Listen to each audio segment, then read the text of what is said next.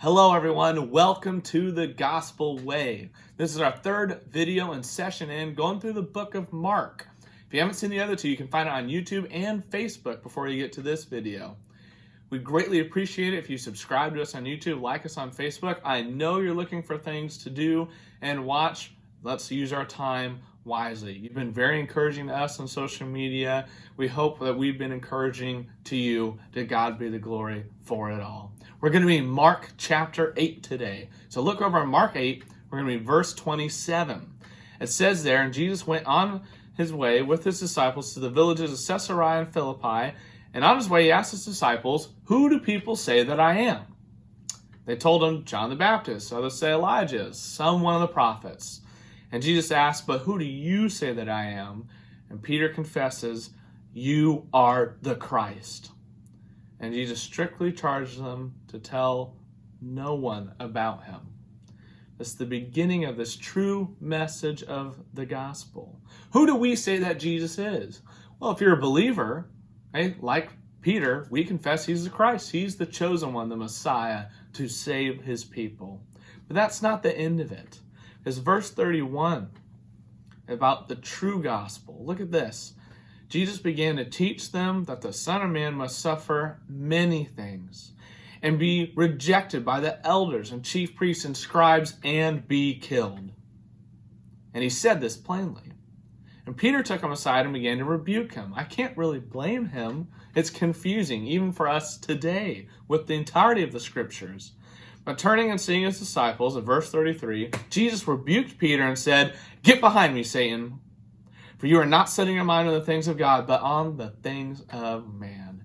And that's our topic for the next few minutes, as we look very closely at verses 34 through 38.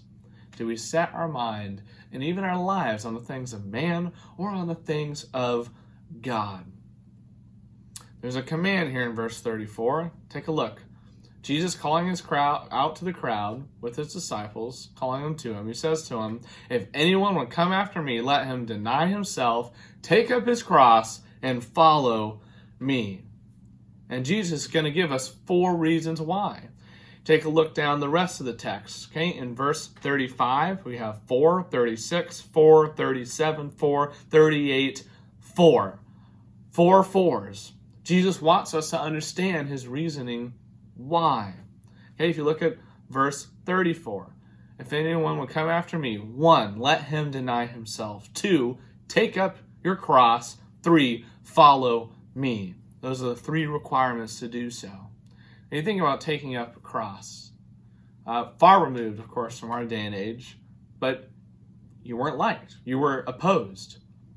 You were being put to death. And of course, it was shameful. Most depictions have Jesus up there and other people who were crucified with some kind of clothing on them. Most likely, you were just hung up there naked for everyone to see and for everyone to mock. It was embarrassing. And of course, there's a tremendous amount of suffering. It's one of the most excruciating ways to die. Even that word excruciating comes from the cross. And of course, ultimately ends in your death. And Jesus asks, are you willing to do these things for my sake? Deny yourself. Because self would say, I don't want to go to the cross. No sane person would say, sure, crucify me. No one would do that. Purely from a selfish standpoint, that is. We all want to live opposition-free, shame-free. No one likes to be embarrassed. We want to live pain-free, of course. Death-free, even. And Jesus says, no. No, you have to love me more than all of that. You have to put me first. And there's this paradox of self-denial. Look at verse 35. For whoever would save his life will lose it. But whoever loses his life for my sake and the gospel's will save it. Okay, you save your life, you'll lose it. Lose your life for Jesus' sake and the gospel's will save it. Okay, choosing death really means you are choosing life. And often in this verse we think of persecution, someone being martyred for Jesus. And yes, that is applicable. What about losing your life? As the Apostle Paul said in 1 Corinthians 15, I die daily. We talk about how dangerous, some spiritually, definitely physically, how dangerous it is to be a Christian in certain parts of the world that is hostile to Christianity. I would argue strongly that it is just as dangerous spiritually, if not more, but just as dangerous to live as a Christian here in the United States, in the West, as it is in hostile environments. Why? We'll look at verse 36. For what does it profit a man to gain the whole world and forfeit his soul? There's a phrase here you're all familiar with. It's the American dream. What is the American dream? Get a skill, get a great education, get a good job, find a nice husband, a beautiful wife, have a nice family, get a cool car, have a nice home, great memories on vacations, retire, travel. There's nothing, of course, inherently evil with any of that. But the question is, hey, is that all you want? Even as many of you watch this video claiming to be followers of Christ, saying, hey, I'm a Christian, is that all you want? To just live your life that way and just move on?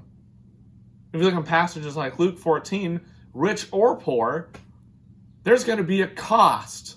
If you're doing it right, at least, there will be a cost to follow Jesus. All blessings are from God. We need to use them for the sake of God. We have so many fleshly distractions. Even during this quarantine, look at all the entertainment options we have right now. It's how rich we are. You want to work hard, you want to get a good job? Awesome. Work is unto the Lord. You want a family, you want a spouse? Well, find a spouse to serve, or to serve Christ with. Well, all of us are blessed materialistically to some degree. Are we rich in good deeds? We need to be careful that we don't end up worshiping the blessings rather than the blesser. As verse 37, there's this scary question or statement. For what can a man give in return for a soul? Is there something I can do or say or pay to get out of judgment? And the answer to that, of course, is no. There's not. There's nothing you can do. You can't earn your soul. Verse 38, for whoever is ashamed of me and my words in this adulterous and sinful generation, of him will the Son of Man also be ashamed when he comes in the glory of his Father with the holy angels. If you're ashamed of Jesus and ashamed of his word, you're afraid to look weak, uncool, stand out, be persecuted or mocked, ridiculed, to look foolish. If you would prefer the whole world and seek your desires, which is the opposite, of course, of losing your life for the sake of the gospel, loving the approval of things of the world and people of the world to get the approval of unwise and ungodly people, not of godly people, not of God, but the approval of an adulterous and sinful generation. Is that who you really want your approval to be of? Or you want the approval of God? Okay, let's look at this passage backwards now. Okay, if you look at verse 38, okay, that's the idea of preferring the reward of the world more than the reward of following Jesus means you are rejecting God. And if you reject God, look at verse 37, you need to understand there's nothing in this world, nothing that will be accepted as any kind of payment to get you out of judgment. Which is why in verse 36 it says, there's no profit to gain the whole world and forfeit your soul. And verse 35, so the effort to save yourself with human approval, with approval of the world, of comfort and honor and safety and success, that will cost you your soul. It's loving Jesus more than all of that will save you, which is why in verse 34, Jesus says, you want to save yourself, then in your new self to follow me, take up your cross for the sake of the gospel.